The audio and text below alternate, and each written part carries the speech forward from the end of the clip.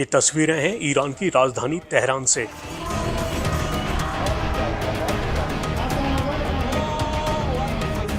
यहाँ जो लोग दिख रहे हैं वो इजराइल पर ईरान के हालिया हमले के समर्थन में उतरे हैं। इन लोगों में से किसी का कहना है कि ईरानी अब किसी भी हालात का सामना करने को तैयार हैं, तो किसी ने कहा है कि इजराइल सिर्फ बोलता है, वो ईरान पर हमला नहीं कर सकता। चलिए आपको इन लोगों के बयान सुनवा देते हैं। ما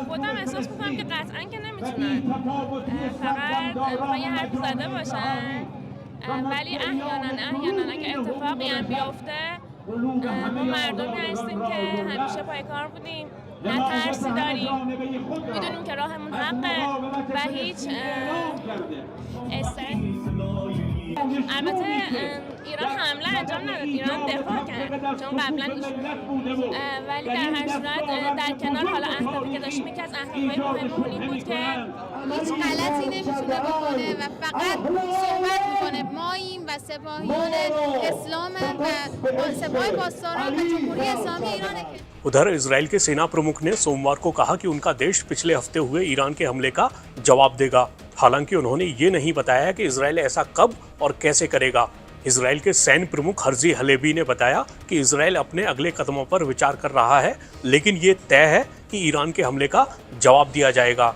चलिए अब आपको पिछले कुछ वक्त की उन घटनाओं से रूबरू करा देते हैं जिनकी वजह से ईरान और इजराइल के बीच सीधे युद्ध की नौबत आ गई। तारीख 7 अक्टूबर 2023 फिलिस्तीनी उग्रवादी संगठन हमास इजराइल पर भयानक हमला कर देता है। ये वही हमास है जिसे इजराइल के खिलाफ ईरान के सहयोगी के तौर पर देखा जाता है। तो हमास के हमले में न सिर्फ बड़ी संख्या में लोगों की मौत हो गई, बल्कि हमास ने इस हमले के दौरान लोगों को बंधक भी बना लिया। इन बंधकों को गजा ले जाया गया। जब इजराइल ने जवाबी हमला किया तो हमास और उसके बीच युद्ध शुरू हो गया। ये युद्ध अभी तक जारी है। इस बीच ईरान समर्थित हिजबुल्लाह ने भी लेबनान से इजराइल की ओर हमले शुरू कर दिए और इजराइल भी उनका जवाब देने लगा। उधर यमन में सक्रिय ईरान समर्थित हूती विद्रोहियों ने लाल सागर में इजराइल की ओर जाने वाले जहाज़ों पर हमला करना शुरू कर दिया।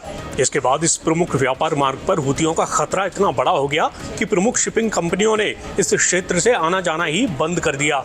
मतलब व्यापार के आधार पर भी हूतियों के इन हमलों का असर दुनिया के कई हिस्सों पर पड़ने लगा।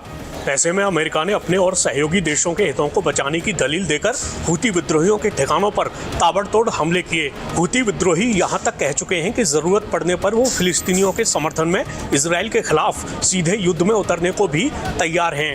ये सब चल ही रहा था कि इसी बीच पिछले दिनों सीरिया में ईरान के वाणिज्य दूतावास पर हमला हो जाता है। ईरान ने इस हमले के लिए इजराइल को जिम्मेदार ठहराते हुए कहा था कि इजराइल को इसके नतीजे भुगतने होंगे। फिर शनिवार रविवार की दरमियानी रात ईरान ने इजराइल पर सीधे तौर पर हमला कर दिया। इजराइल के मुताबिक ईरान ने 300 से ज़्यादा ड्रोन और मिसाइलों से हमला किया, जिसमें से 99% को बीच में ही रोक दिया गया।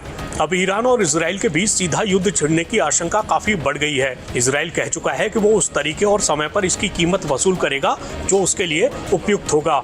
ऐसे में अगर इजराइल ने ईरान पर सीधा हमला किया और फिर ईरान ने भी पलटवार किया तो इस बात की पूरी आशंका है कि ये युद्ध महायुद्ध में तब्दील हो सकता है। अगर ऐसा हुआ तो दुनिया के बड़े हिस्से पर इसका बुरा असर पड़ना तय है।